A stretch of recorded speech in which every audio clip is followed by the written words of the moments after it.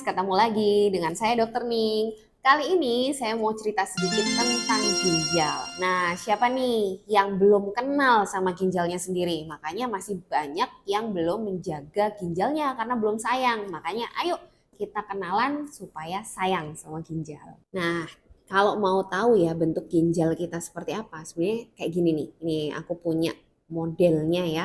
Jadi ini sudah mendekati aslinya bentuknya. Jadi ginjal kita itu ada dua di pinggang kita kanan dan kiri. Makanya kan kalau orang awam suka bilang, wah nyeri pinggang tuh berarti ada masalah di ginjal. Itu sebetulnya nggak salah total ya, meskipun tidak semua nyeri pinggang itu ada gangguan ginjal. Tapi karena lokasi ginjal itu memang di pinggang. Nah, kita punya dua ginjal, yang satu di pinggang kanan, yang satu di pinggang kiri. Dan posisi ginjal yang sebelah kanan itu lebih rendah loh daripada yang kiri, karena di kanan itu kita ada liver ya, jadi dia kayak ketekan ke bawah, jadi dia lebih rendah. Nah, ini bentuk ginjal kita itu seperti bentuk kacang ya, seperti bentuk kacang, warnanya itu juga coklat kemerahan seperti ini.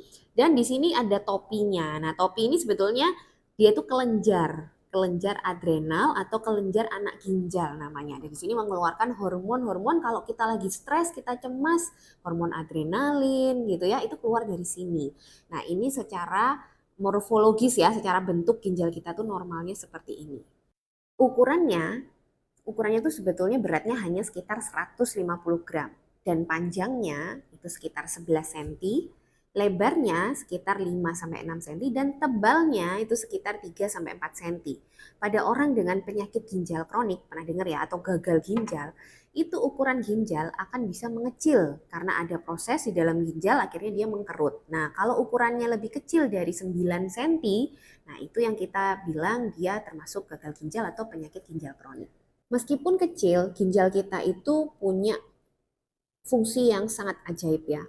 Karena kalau kita nggak punya ginjal, semua makanan atau minuman yang masuk ke dalam tubuh kita itu nggak bisa disaring. Karena ginjal itu sebetulnya fungsi utamanya adalah menyaring darah kita. Kan semua makanan, minuman, zat-zat yang ada di dalamnya, apa yang kita hirup itu akan semua masuk ke dalam darah. Dan 25% dari darah yang dipompa oleh jantung pasti akan disaring di ginjal per menit ya. Nah, tadi 25% darah yang dipompa oleh jantung itu nanti akan masuk lewat sini ya. Jadi ini ada pembuluh darah yang namanya arteri, dia ada separuh ke depan, separuh ke belakang. Lalu dia masuk ke dalam, di sini nanti akan diproses oleh unit-unit terkecil di dalam ginjal yang kita sebut nefron. Nanti kita akan lihat nefron itu seperti apa ya. Nah, di dalam nefron itu nanti akan terjadi proses-proses penyaringan. Dan prosesnya itu tidak simpel.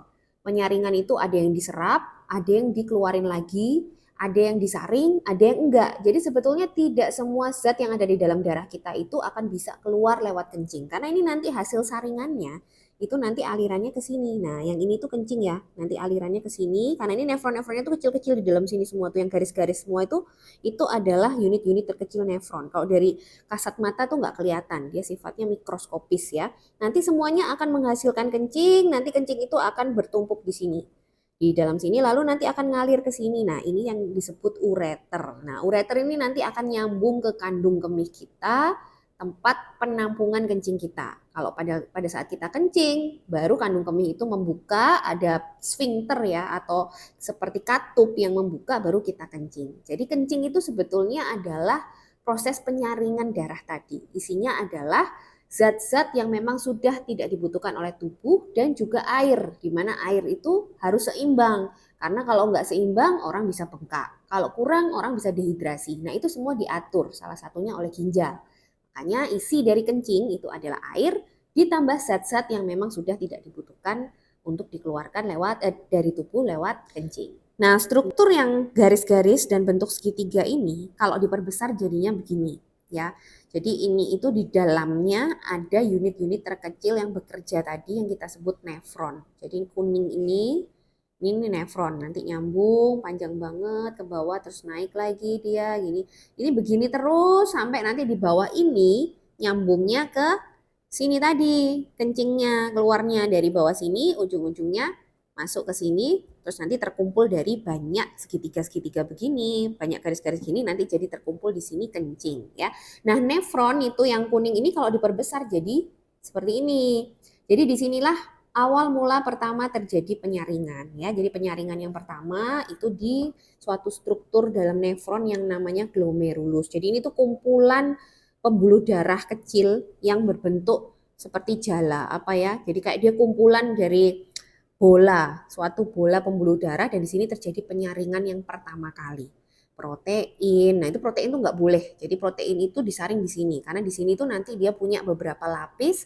Kalau ada protein di dalam darah kita, protein itu nggak boleh keluar lewat kencing. Kalau sampai protein ditemukan di kencing, apalagi banyak, itu yang kita sebut ginjal bocor. Nah, ginjal bocor tuh masalahnya di sini. Nah, di sini itu ginjal bocor.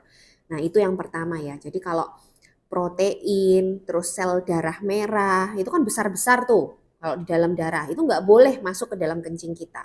Kalau sampai masuk, berarti ada kebocoran dan errornya itu ada di glomerulus ini. Kalau ini aman, nanti dia ke sini terjadi di tubulus namanya. Setelah glomerulus kita akan masuk ke yang panjang-panjang ini namanya tubulus, dan ini macam-macam namanya ya. Tubulus itu tugasnya menyerap lagi zat-zat dan mengeluarkan zat-zat yang nggak perlu. Jadi seperti gula, ya gula itu juga disaring di sini. Dia bisa masuk lolos lewat glomerulus, tapi begitu sampai tubulus dia diambil lagi. Gula itu juga nggak boleh keluar lewat kencing. Jadi ada beberapa zat nutrisi yang dia sifatnya setelah disaring ada yang diambil lagi. Nah di tubulus itu gula termasuk salah satunya. Terus elektrolit ya, natrium, kalium, kalsium, fosfat, magnesium. Semua elektrolit itu akan keluar masuk atau artinya diserap dan dikeluarkan di sepanjang tubulus.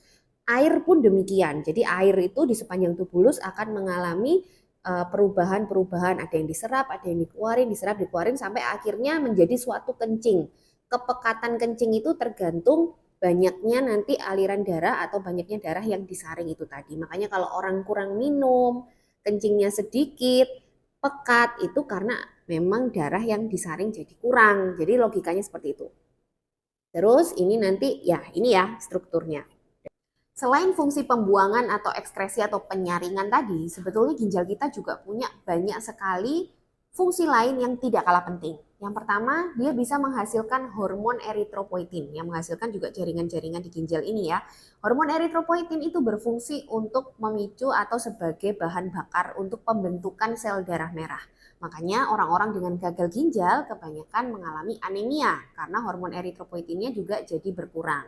Terus yang kedua, di ginjal itu juga terjadi pengaktifan vitamin D ya, itu terjadi di tubulus tadi yang ada di sini. Nah, aktivasi vitamin D itu sangat penting karena vitamin D yang aktif lah yang akhirnya bisa berperan pada semua metabolisme tubuh kita. Makanya pada penyakit ginjal atau orang-orang dengan gagal ginjal itu bisa terjadi kekurangan vitamin D yang berujung pada misalnya osteoporosis ya, gangguan pertumbuhan tulang. Nah, itu bisa terjadi.